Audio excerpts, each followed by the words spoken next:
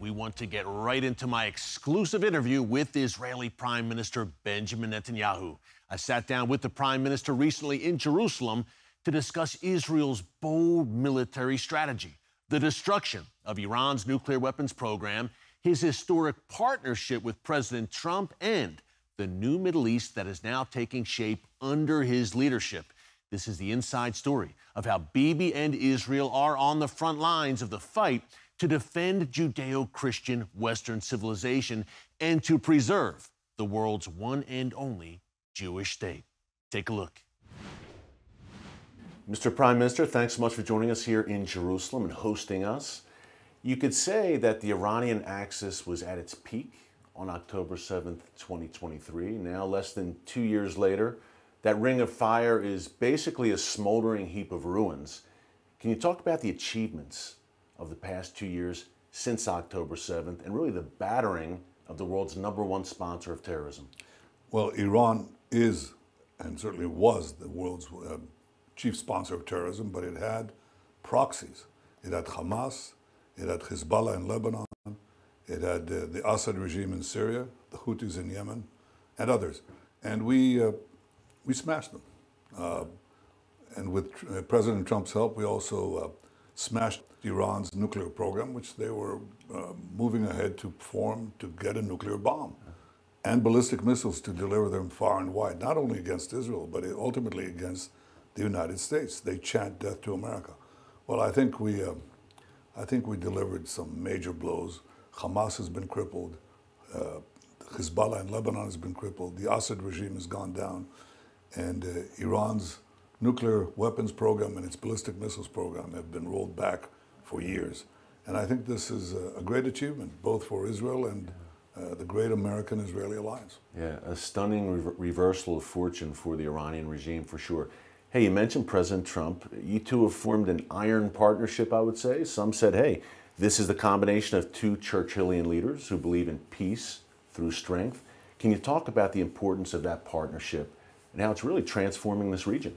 Well, it's the strongest bond that Israel has had with the United States. We've always had a great alliance with the United States through successive prime ministers and presidents. But this is a personal bond and ideological bond. We both believe in peace through strength, but we also believe that first comes strength, then comes the peace. And we've already proven it by the common action that we took under President Trump's leadership to forge the Abraham Accords, 4 peace treaties between Israel and 4 Arab nations.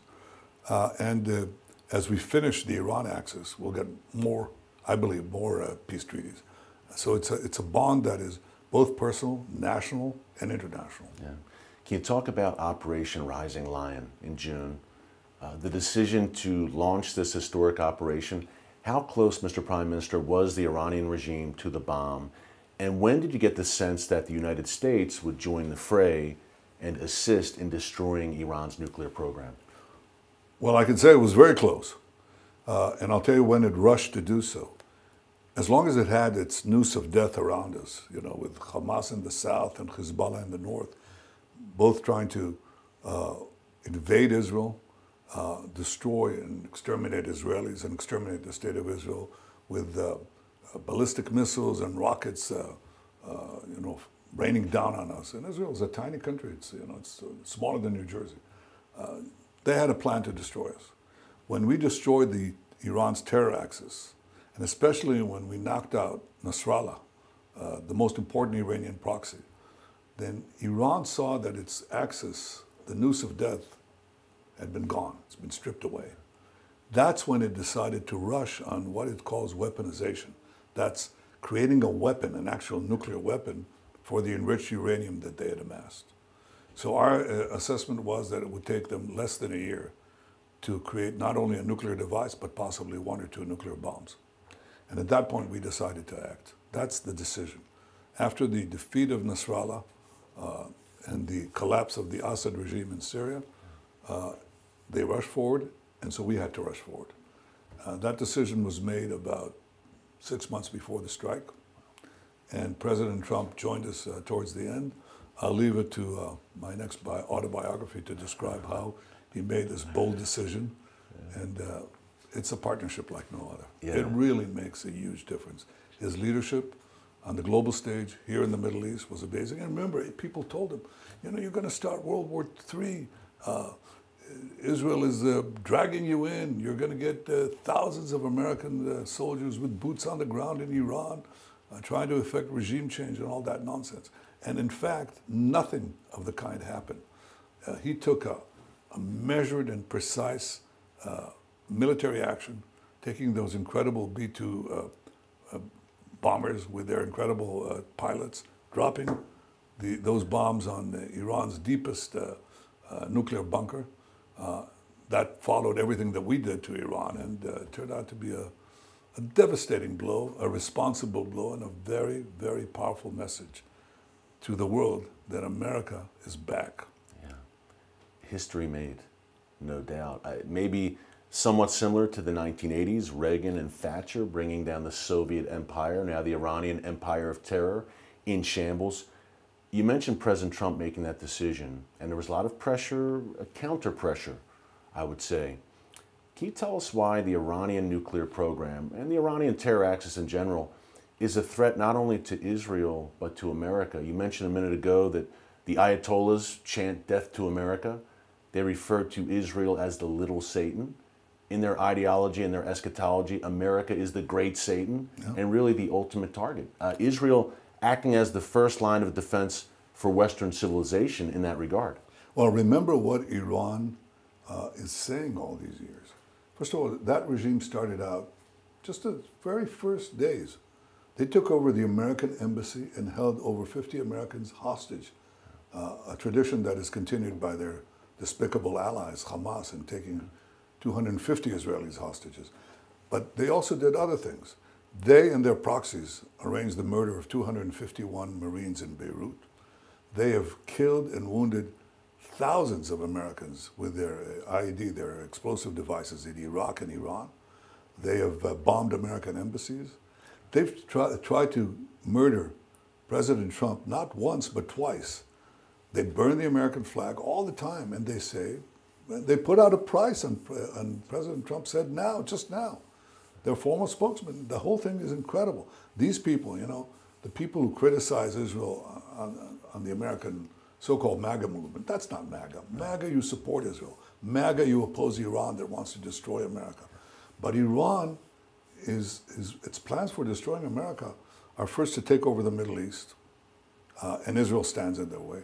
Then to continue to Europe, but ultimately to build ballistic missiles, intercontinental ballistic missiles that can reach the United States. Right now they're building an ICBM of 8,000 kilometers. That's the present threat. They add 3,000 to it, 3,000 kilometers to it. They reach New York, Washington. Where do you live right now? Texas? It'll take a little more time. But all the eastern seaboard of the United States will be under Iranian nuclear blackmail. That's what Israel is fighting. That's what President Trump identified. He said, yes, Israel is a valuable ally and we have a partnership like no other. But President Trump always thinks about America's interest. And America's interest is to line itself with Israel against those who want to destroy America. And we just did together a great thing. Yeah. We set them back. Yeah. But I enjoy the fact that Israel is now enjoying the closest partnership with an American president and an American administration in our history. Exciting time. It's a very exciting time. It is indeed. Keir Starmer, Emmanuel Macron, other Western leaders pushing to recognize a Palestinian state at the UN in September. How does that embolden Hamas? It seems to me that encourages Hamas to just dig in more. Exactly right. Hamas talks about death to Israel, death to America, death to the West, just like Iran does, because it's a proxy of Iran. It shares the same fanatic ideology, anti-Western, anti-American. So what do these Western leaders do? When we fight their enemy, when we fight Iran, which is threatening them with ballistic missiles and nuclear warheads, what do they say? You have to reward Iran, and certainly Iran's chief proxy that started it all, Hamas. How do you reward them? By giving them a Palestinian state. They had a Palestinian state in Gaza, a de facto Palestinian state run by Hamas. Now, what did it do? Did it seek peace? No, because the whole quest for a Palestinian state isn't for Palestinian self-governance. They already have it there. It's not to create a state, it's to destroy a state, the Jewish state. And so you're basically telling them, you just tried, you may have failed, but we're going to give you another chance. We'll create another state, another launching ground to try to destroy the state of Israel.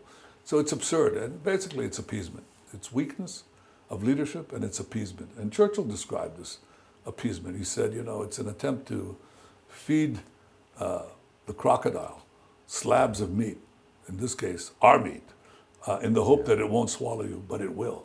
Because if fanatic, radical Islam wins in the Middle East, not only Israel will be imperiled, the moderate Arab regimes will go down the tube too, but it'll gravitate towards Europe. And let me tell you something, Eric, I'll tell you this, it'll come to the United States. This extremism will haunt the Western world.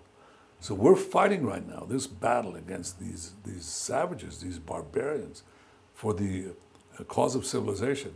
And these leaders, unlike President Trump, who's standing strong and standing tall, they're basically trying to appease the crocodile, the Islamic crocodile. Won't work, certainly not at our expense. Yeah, you're a student of history, of course. How concerned are you for the future of Judeo-Christian Western civilization? Although you're in the heart of the Middle East here in Israel, you've been a defender of Western values. You see what's happening in London, Paris, Brussels, Sweden, Denmark, New York City. How concerned are you about the state of the West? Very concerned, because I think it's basically letting down its values. If you're not willing to fight for your country, if you're not willing to fight for your values, if you're not willing to fight for your civilization, then civilization will go down. There's no guarantee. History doesn't guarantee it, unfortunately. The good side always wins. We've had dark periods when, when savages basically ruled the world, when hordes stormed and destroyed the civilizations that had been built there for centuries. And that could happen too, unless the West basically gets a hold of itself. And I'm very pleased to see that in America there are strong voices and a strong leader who understands that, who understands that there's a larger battle being fought, and that the allies, fighting allies like Israel, who are willing to defend themselves by themselves, and who are fighting for the same values, they should be supported, not abandoned, not criticized, not condemned, but supported. That's what President Trump is doing, and I think he puts to shame all these Western leaders who basically capitulate and bow down before terror. And I'll tell you why they're doing it. Because they now have Islamic minorities in their own countries, and some of them are very radical. So there's the pressure of the media, the deceitful media that buys the Hamas lies, hooks, line, and sinker, and the pressure of Islamist minorities, and they bow down to it. And many of them say that to me. They say, when they talk to me privately, we know that the truth is different, but what can we do? We're under pressure. I say, well, be a leader. Stand up for the truth and stand up for real values. Be a leader. Don't succumb to lies, and don't succumb to the forces who want to destroy you. What do those protesters in the colleges, in American campuses say? What do they think of America? I know what they think of Israel. They want to destroy Israel. But what do they say about America? Do they wave American flags? No, they burn American flags because they understand that Israel is merely the stepping stone to America. So you have to understand that this is a broader battle. It's a battle between civilization and barbarism. We stand firmly with the size of civilization, and we are winning. Yeah. You look at the region right now, Mr. Prime Minister, things certainly moving in the right direction. Still some persistent threats and maybe some new threats emerging. Can you talk about the Houthis, who seem to be a thorn in everyone's side right now, including Red Sea shipping, of course? And are you concerned about Recep Erdogan in Turkey? There's maybe a bit of a vacuum now that the Iranian axis is being smashed. Is he someone who maybe has broader ambitions in the region? Well, on the Houthis, they're another one of Iran's proxies. They fire indiscriminately ballistic missiles at Israel. In fact, they fired one at 5 o'clock in the morning today. They do that all the time, and we slam them. We'll take care of it. We're not going to leave them in a place where they can choke one of the biggest, the most important maritime routes on the planet, the opening of the Dead Sea, the Bab el-Mandeb Straits. We'll take care of them, but they're a remnant of the Iran terror axis, which has to be destroyed and will be destroyed. Turkey, we've always had good relations with Turkey, but they were undermined when the Islamist party of Erdogan came to power. And he shifted this traditional friendship that we had to this kind of latent antagonism. Look, I hope that this takes care of itself, but I'm very concerned with the fact that Erdogan says that his goal is to reestablish the Ottoman Empire. You know, the Ottoman Empire.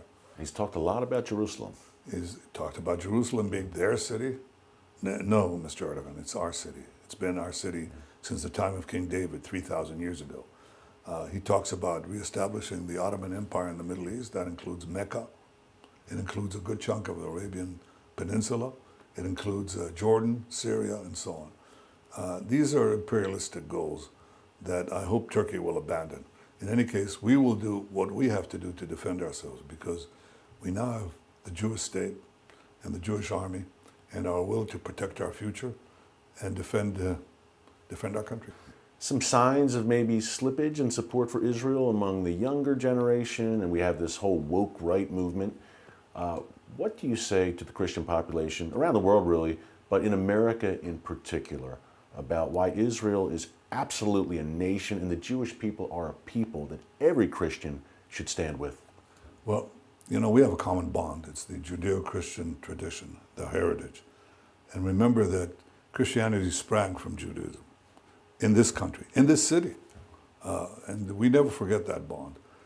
But that bond has been immeasurably strengthened in the last 2 centuries as the idea of the rebirth of the Jewish state in modern times came from Christian Zionists that preceded Jewish Zionism. In the UK? In the US too, yeah. In the US too. And they basically said that it's time that the vision of the prophets be realized, the ingathering of the exiles. And this country was barren. I mean, there were Arabs here, but not that many. For example, when Mark Twain, the great American writer, came here in 1869, he saw this country barren. He says how he goes through the Galilee for a whole day, didn't see a single human being. He describes Jerusalem, he says, Jerusalem sits in a sackcloth and ashes. And basically he and others asked, when will the Jews come back and revive this land? And that's really the first impetus for the Jewish national movement of a massive return of Jews to this land, because we always had Jews living here. But when would the Jews from the diaspora, from very foreign lands, when would they come back to their native land, which we never gave up, never stopped talking, next year in Jerusalem?